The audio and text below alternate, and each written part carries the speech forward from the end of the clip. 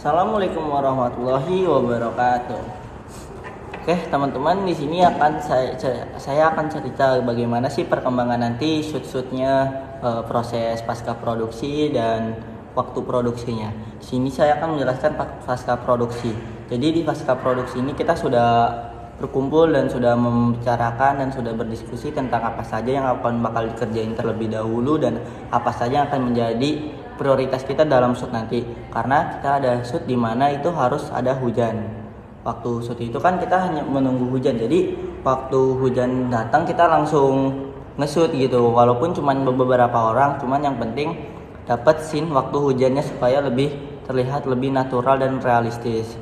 Untuk shootnya kita ada di sekitaran kampus. Karena apa? Karena kita mencari yang lebih gampang untuk di shoot dan tidak memberatkan teman-teman yang lain dalam proses syuting. Jadi kami mengambil scene-scene yang ada di sekitaran kampus, seperti di pelataran FADA ini, seperti di dalam kelas, di ruangan kelas. Jadi kan kita scene-nya juga ada yang di dalam kelas yang menjadi HRD dan direktur. Nah itu kan nanti ada pelamar pekerjaan tuh di kelompok saya.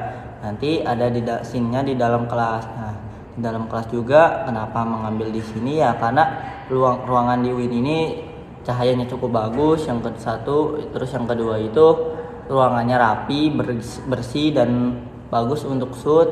Yang ketiga kita bisa memaksimalkan ruangan ini dengan cara memakai lighting. Jadi nanti ada penambahan lighting supaya lebih detail lagi dan lebih kelihatan mukanya lebih bagus nanti. Terus saya sendiri sebagai apa? Saya sendiri nanti sebagai penyuntingan suara dan editor, karena yang mengedit itu ada saya dan rekan saya Hilman. Mungkin itu, dan saya juga akan membantu tupoksi yang lain, divisi-divisi yang lain, karena akan ada banyak sekali divisi dan kita harus saling melengkapi satu sama lain. Nah nanti paling untuk mengedit saya akan menggunakan CapCut saja karena terkendala dalam PC saya tidak kuat laptopnya, jadi untuk mengedit bisa dimaksimalin di HP. Terus untuk scene-nya itu saya akan menjadi tebak teman-teman. Saya akan menjadi pelamar. Jadi hal yang bikin trigger si karakter pemeran utama itu adalah saya gitu.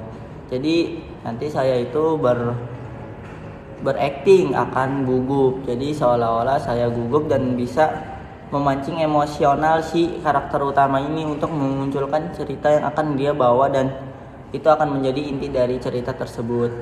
Nanti saya di sini sebagai pelamar ya teman-teman. Nanti ada rekan-rekan saya yang sebagai pelamarnya ada 3, termasuk saya 1, 2-nya teman saya. Terus juga ada sahabat dari si pemeran utama ini dan nanti ada juga HRD.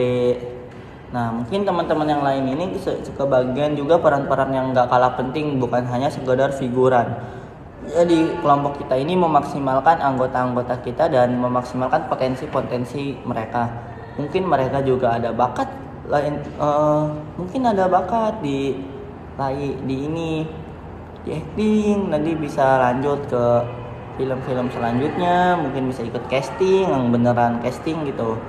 Semoga dengan adanya pembuatan film ini kita bisa lebih baik untuk kedepannya dan semoga berguna untuk kita kedepannya.